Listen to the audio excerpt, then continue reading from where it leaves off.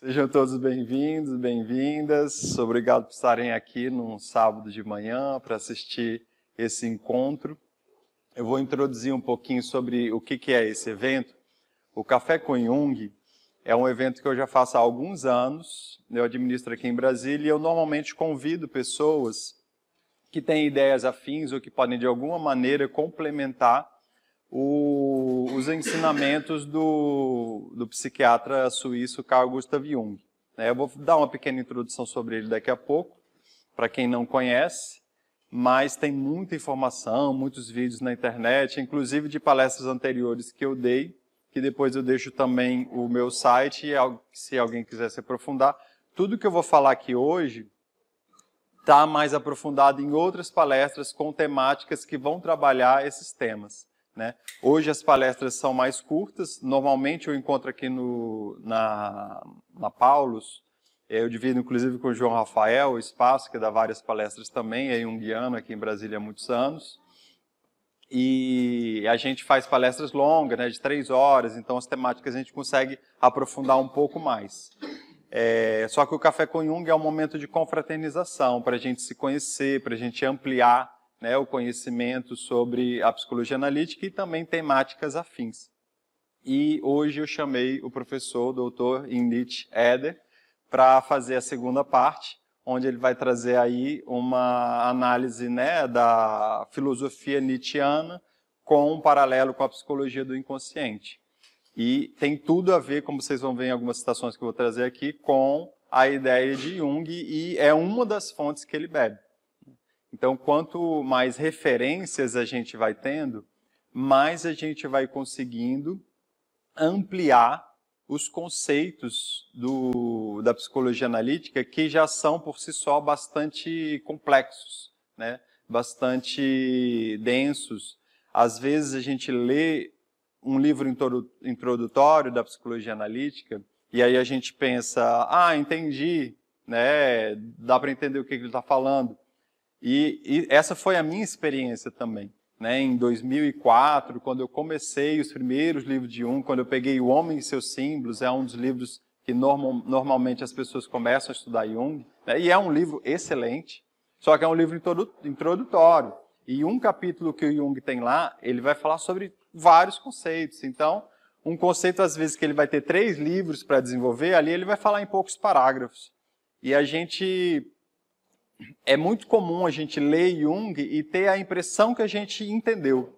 Só que quanto mais a gente lê, mais a gente vê que a gente tinha tido, sim, algum entendimento, algum grau de entendimento, mas que era um entendimento mais superficial.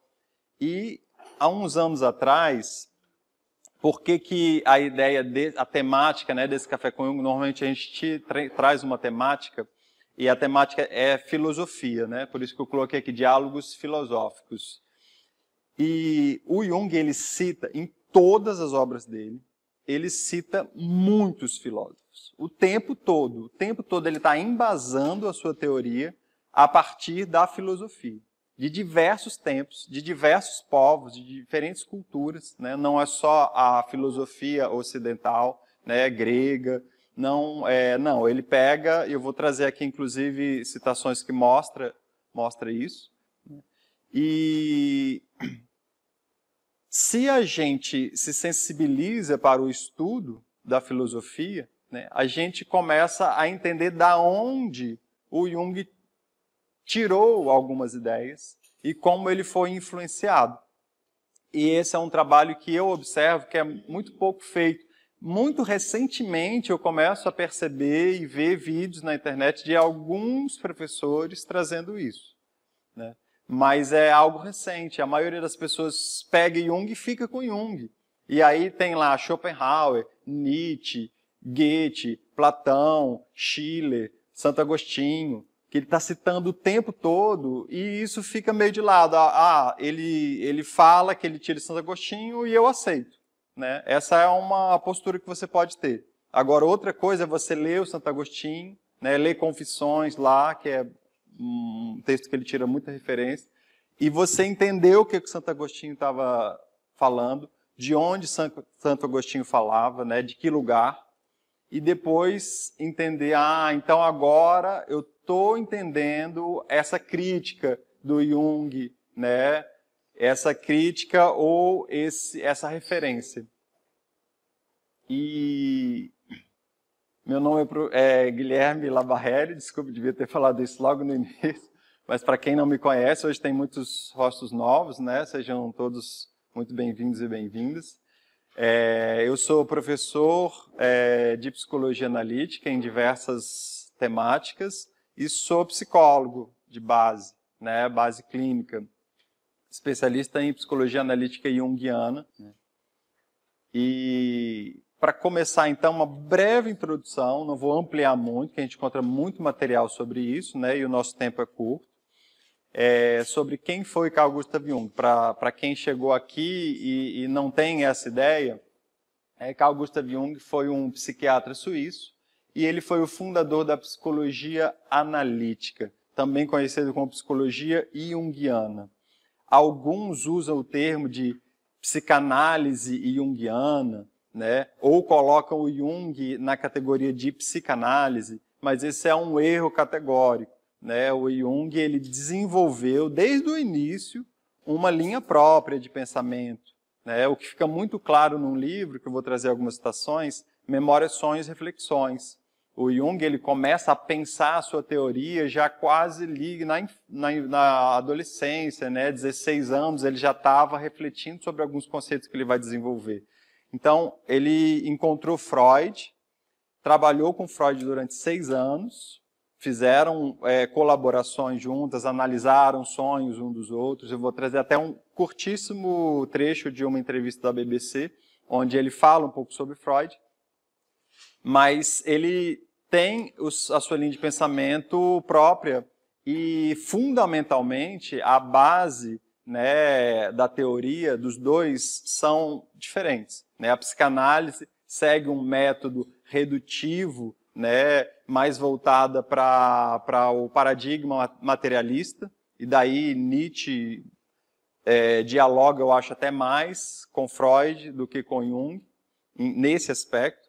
Agora, o Jung ele desenvolveu uma teoria que ele chama de sintético-construtiva, né, que a análise ela é feita através da divisão das partes para um entendimento melhor e a gente amplia os conteúdos, a gente não reduz. A própria análise de sonhos, eu tenho uma palestra que eu dei, que inclusive está gravado, depois se alguém quiser aprofundar, eu trago ali a diferença na análise de sonho de Freud, de Jung. Então é um erro categórico falar que Jung é da psicanálise, né? E que ele era discípulo de Freud, por exemplo, que é um outro conceito um pouco errôneo, né? Porque tira um pouco da grandiosidade desse pensador. Né, que sempre pensou por conta própria e seguiu depois o seu caminho por conta própria. Né? Ele não, inclusive, ele não chegou nem a ficar na aba do Freud, né, para ter algum prestígio. Ele, logo ainda no início, ainda jovem, com 36 anos, eles se romperam. O Freud era 20 anos mais velho, né, então o Freud já estava em idade mais avançada, mas eles romperam e ele seguiu o seu caminho sem nenhum prejuízo para a sua teoria. Né? Inclusive, ele desenvolveu ainda muito mais, com mais liberdade, seus conceitos, após a cisão com Freud. O encontro com Freud, só para contextualizar, foi em 1900. Né? Então, mais ou menos até 1906, eles trocaram várias correspondências antes, e depois ainda continuaram trocando correspondências, mas eles cindiram mesmo até no sentido de vínculo, por conta das diferenças de ideias. Ele foi um grande pensador, bastante atuante no século passado, e desenvolveu conceitos importantes sobre o psiquismo humano. Vários conceitos, inclusive, que a gente utiliza sem nem saber que são do Jung. Né? A ideia que acabou caindo no senso comum de introversão ou extroversão vem da psicologia analítica junguiana. Né? A ideia de arquétipo, que infelizmente hoje é utilizado de formas tão divergentes da ideia inicial do Jung, mas quem popularizou foi ele. Jung não criou nem a palavra, nem o conceito. Né? Ele mostra como ele traz lá de Platão, Santo Agostinho, como outros, né, milênios antes já usavam esse conceito, mas que ele desenvolveu e trouxe para dentro da psicologia analítica junguiana. né, e com uma maestria sem igual, né, não ficou algo solto, né. O Jung, ele, apesar de ser acusado de não ser acadêmico, né, o Jung, ele sempre tomou muito cuidado para embasar teoricamente toda a sua teoria, com muita minuciosidade. O problema é que ele escolheu uma metodologia que não é a metodologia, né, essa reducionista, materialista, que impera desde o período pós-iluminismo. Ele escolheu uma metodologia que se aproxima muito mais da filosofia, que é uma ciência, e nunca ninguém falou que um texto acadêmico, por exemplo, de Nietzsche, ou seja, de qualquer outro filósofo, não é ciência ou não é acadêmico. Mas, infelizmente, o Jung meio que se tornou marginalizado na academia, né? Isso eu acredito que tem mudado, cada vez mais eu vejo pessoas dizendo eu fiz meu mestrado ou doutorado em Jung, mas quando você vai ver na prática, ainda é difícil achar um professor que te acolha, né? Normalmente você tem que entrar ali meio que pela psicanálise e fazer várias concessões, né? Você não pode livremente escolher a sua tese, mas enfim, deixando essas questões claras para a gente seguir adiante. E foi enormemente influenciado em suas pesquisas pela filosofia de diferentes épocas e partes do mundo. Vou trazer várias citações. Basicamente, o que eu vou trazer hoje vão ser citações e trazendo para o conceito do Jung, né? E conheceu pessoalmente grandes personalidades como Freud, Einstein, Adler, Hermann Hesse, o escritor, né, que inclusive tem livros maravilhosos. Aconselho quem quer ver como é que alguém entendeu a psicologia analítica e conseguiu transmitir isso na literatura. Esse autor, né, esse escritor, eu considero indispensável. O Lobo da Steppe é um livro maravilhoso. Siddhartha é outro livro maravilhoso, né? Demian. Esses livros, o Hermann Hesse, ele fez análise no Instituto de Zurique, né? Então ele bebeu na fonte, ele aprendeu os conceitos com o próprio Jung e ele escreveu divinamente. Inclusive tem cartas do Jung para Hermann Hesse para Jung, eles se conheceram. E entre muitos outros, Jung foi bastante influente no século passado, conheceu muita gente que teve importância histórica, né, no mundo acadêmico. E aí eu queria falar um pouquinho aqui da importância da filosofia, mas não só de maneira geral, porque isso eu acho que já está mais consolidado. Eu quero falar da minha história com a filosofia, né? Eu comecei a estudar o Jung na década passada, né, em 2004, mais ou menos, como eu falei, eu cheguei O Homem e Seus Símbolos, e na época eu só estava querendo entender o Jung mesmo, eu não tinha uma preocupação muito grande, e nem sabia se era essa área que eu ia me aprofundar, né, como é que ia ser. Então, eu comecei a ler os conceitos de Jung, comecei a gostar, estava ainda no curso de psicologia, ia ver qual área que eu ia seguir.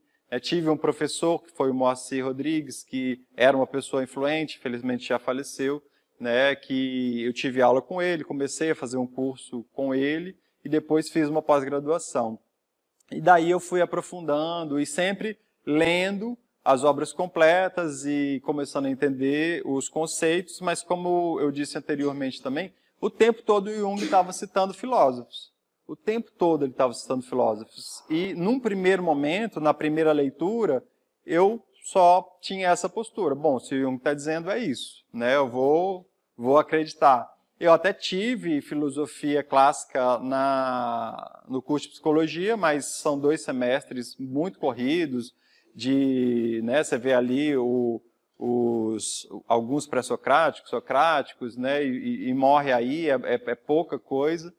Então não me deu uma base filosófica muito importante. Só que com o tempo, seja por questões da própria vida, né, seja por questões acadêmicas, uma necessidade de entendimento e aprofundamento desses conceitos, eu comecei a pegar mesmo os livros de filosofia. Eu comecei a ir em Platão, falar, tá, o que é esse diacho da alegoria da caverna que todo mundo fala? Né? Em todo lugar que você vai, alguém usa essa alegoria da caverna. Ela é tão genial que várias áreas, inclusive, conseguem fazer referência. Aí eu fui lá na República, livro 7, li a República, né, mas descobri que está no livro 7, né? Vi ali aqueles diálogos, comecei a entender como o Platão pensava, da onde ele tirava essa questão do mundo das ideias, né? O pensamento de alguém que vem aí de uma cultura tão distante, tão diferente, mas como que há similaridades a partir do pensar, né?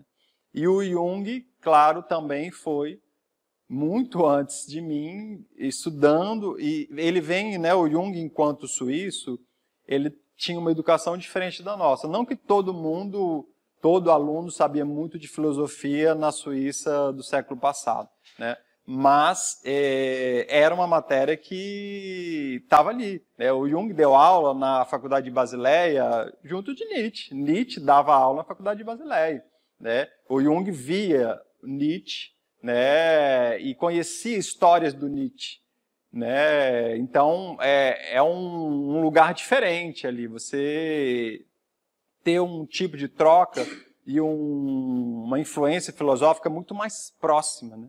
Hoje, quem não é da área, você não está o tempo todo esbarrando diretamente. Embora agora no empreendedorismo o estoicismo entrou com força total, né? Epiteto e outros aí que eles têm utilizado, né?